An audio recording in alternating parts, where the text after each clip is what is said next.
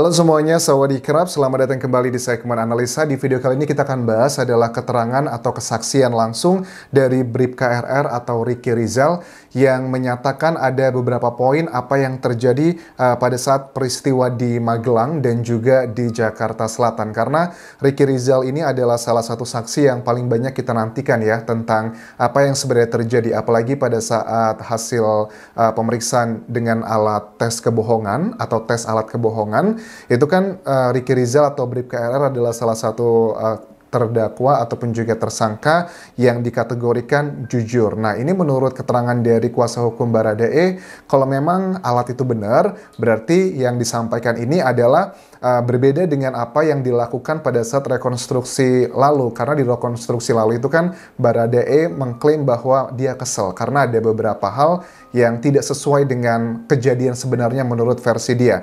Oke, yang pertama ini teman-teman kita akan bahas adalah mengenai ada kondisi tegang dan juga panik. Kita awali adalah di Magelang, tetapi sebelumnya aku mengingatkan teman-teman jangan lupa please pencet tombol subscribe dan juga follow Facebook page Anjas Asmara di Thailand, karena baru sekitar 28,6% para penonton yang sudah pencet tombol subscribe-nya ya.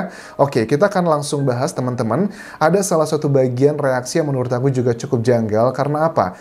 Pertama kita awali di Magelang. Ini reaksi dari Kuatmaruf atau KM pada saat ada bagian si Bribka RR tiba di rumah Magelang setelah dia ditelepon oleh Putri Chandrawati. Dia itu kan selain melihat Susi, si ART dari Putri Chandrawati itu duduk dan menangis di depan kamarnya Putri Chandrawati, itu juga dia melihat Kuatmaruf dan kondisinya tuh terlihat tegang dan panik. Kok dia tegang dan panik? Kenapa ya? Karena kan dengan cerita yang mereka bangun selama ini bahwa dugaannya Brigadir Joshua melakukan tindakan asusila seperti itu ke Putri Chandrawati hingga membuatnya dia tak bergerak di kamar mandi, tergeletak istilah yang dipakai di sini. Kok yang panik dan juga tegang malah si Kuatmaruf? Itu adalah hal yang sangat janggal sekali. Kemudian ada beberapa keterangan, misalnya Putri Chandrawati, menurut keterangan dari Bribka RR ini juga, dia meminta ya untuk ngobrol dengan Brigadir Joshua, walaupun Brigadir Joshua itu tidak mau sebenarnya, tapi setelah dibujuk akhirnya mau. Ini juga sebuah kejanggalan yang sangat aneh.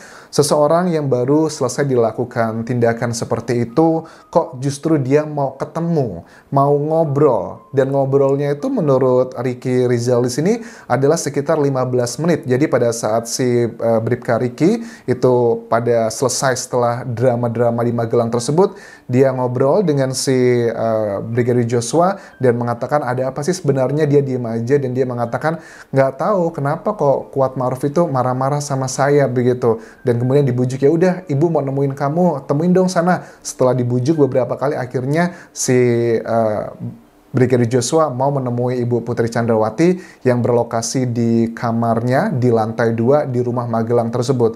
Ini adalah sebuah tindakan yang anomali ya, reaksi. Kalau orang habis dilecehkan seperti itu, jangankan untuk ngobrol, untuk ngelihat muka aja mungkin udah kesel banget ya, pengen ya gitulah, you know what I mean. Ini juga perilaku yang tidak sewajarnya kepada seseorang yang baru selesai dilakukan pelecehan tersebut. Nah, kemudian si Bribka RR juga menegaskan kembali bahwa dia ini nggak tahu sebenarnya tentang peristiwa pelecehan tersebut. Ini ada dua kemungkinan sih kalau menurut aku. Beneran apakah nggak tahu, ataukah pura-pura nggak tahu, ataukah sebenarnya tidak ada peristiwa pelecehan tersebut. Makanya dia tidak bisa memberikan statement lebih detail. Karena memang peristiwa ini kalau sebenarnya ada, harusnya juga Bribka RR tahu lah, nggak mungkin nggak tahu. Kenapa? Logikanya gini, dia kan tiba di lantai 2 rumah Magelang itu kan sekitar 15 menit pada saat ditelepon Putri Chandrawati setelah terjadi peristiwa itu. Kok dia tidak bisa ngobrol dengan Susi, si ART, atau dengan Kuatmaruf, atau juga dengan Brigadir Joshua? Pasti ada tanda-tanda atau indikasi-indikasi jika memang terjadi pelecehan tersebut. Kalau si Bribka RR mengatakan bahwa saya tidak tahu, kemungkinan besar sih ini kayaknya bukan karena dia tidak tahu, tetapi karena memang tidak ada peristiwa tersebut. Karena kalau di awal-awal kasus ini muncul kan, yang dibangun adalah terjadi pelecehan itu di rumah dinas di Jakarta Selatan. Kalau si Ricky selalu mengatakan tidak tahu karena dia mau cari aman mungkin ya. Ada beberapa hal yang aku yakin masih disembunyikan oleh Bribka Ricky ini, makanya dia hanya mengatakan tidak tahu, tidak tahu. So, tidak tahu itu ada possibilities yang aku sebutkan tadi. Kemudian, ini juga aneh ya, pada saat dia tiba di rumah Magelang setelah dia mengantarkan makanan ke anaknya Putri Chandrawati di sekolah SMA tersebut di Taruna, itu kan si Bribka Riki itu berpapasan ya, nemuin si Joshua di tangga, tapi kok si Joshua-nya langsung lari. Kuat dan Susi di saat dia melihat itu, si Riki negur Joshua dia lari, Kuat dan Susi itu lagi mendapati Putri tergeletak di kamar. Itu adalah keterangan dari si Riki.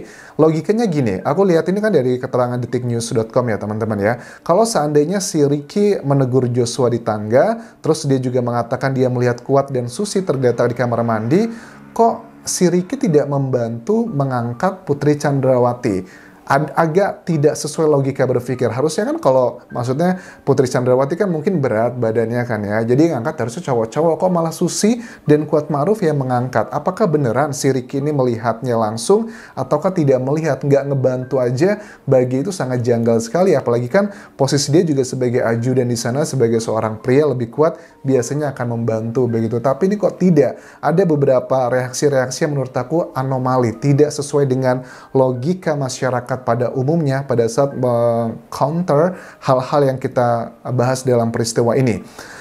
Riki kemudian juga mengatakan melihat Joshua itu akan kembali ke kamar Putri. Ini adalah kejadian di sama ya, aku ceritakan di tanggal 7 Juli 2022 teman-teman. Sehari sebelum terjadinya pembunuhan tersebut. Melihat Joshua kembali ke kamar Putri tapi dihalangi Kuat menggunakan pisau. Wow, ia lihat PC berbaring di kamar lantai 2 tersebut.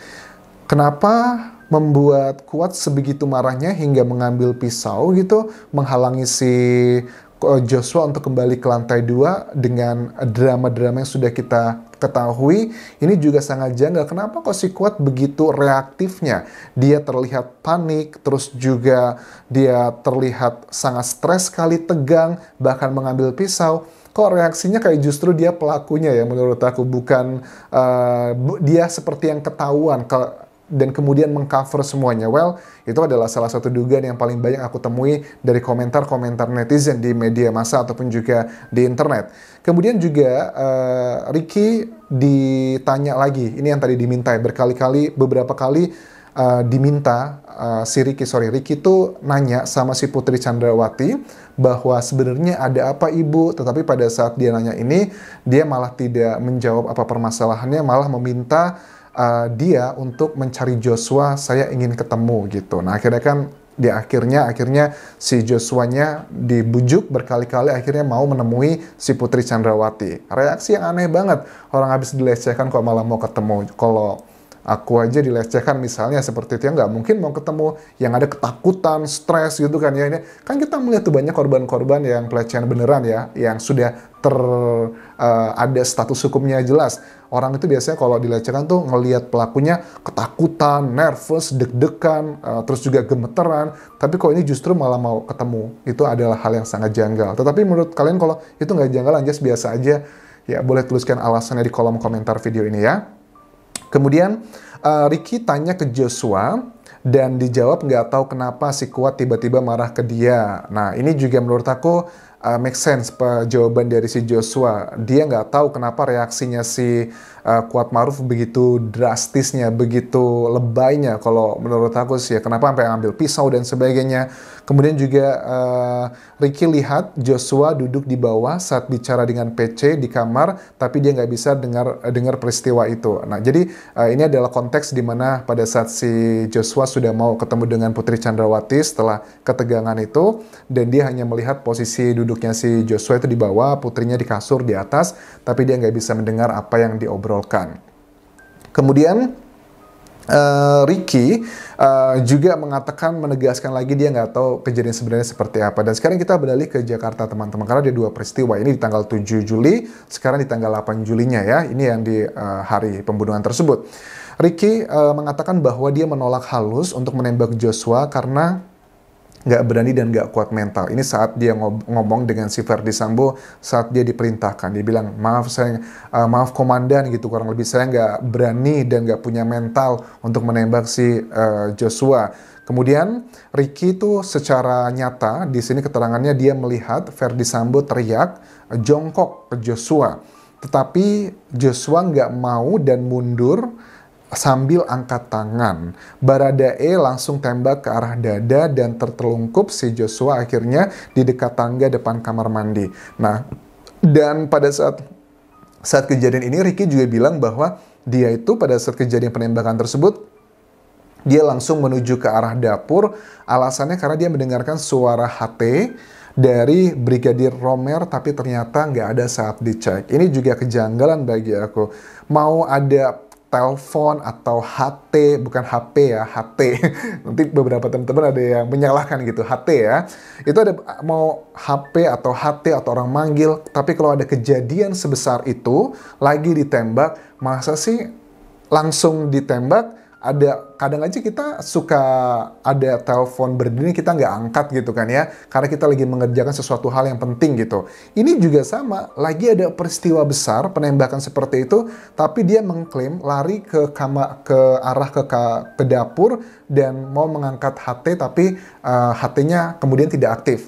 Ini adalah bagian yang janggal. Kalau aku melihat secara keseluruhan dari kesaksian Bribka RR ini, walaupun dari tes lie detector kita nggak tahu pertanyaan kan, tes lie detector itu kan pada saat dia sudah dipasangkan peralatan tes kebohongan yang lebih ke sifatnya fisiologis ya, itu kan kita nggak tahu pertanyaan-pertanyaan yang diberikan penyidik apa saja, tetapi pada saat dia dikategorikan dengan tidak ada kebohongan, ya pertanyaannya mana nih? Apakah keterangan-keterangan ini juga termasuk dipertanyakan di situ? Dan walaupun seandainya memang benar keterangan yang kita bahas ini adalah yang dipertanyakan pada saat dia melaksanakan tes kebohongan tersebut, kita juga harus tahu bahwa tes kebohongan itu memang validitasnya masih cukup diragukan, dan kalau secara hitung-hitungan kuantitatif ya, angka itu maksimal adalah sekitar 80-90% aja. Ada 10% kurang lebih possibility errornya itu cukup tinggi loh, karena dalam dunia riset ya, maksimum error itu kalau nggak salah ada yang maksimal cuma 2%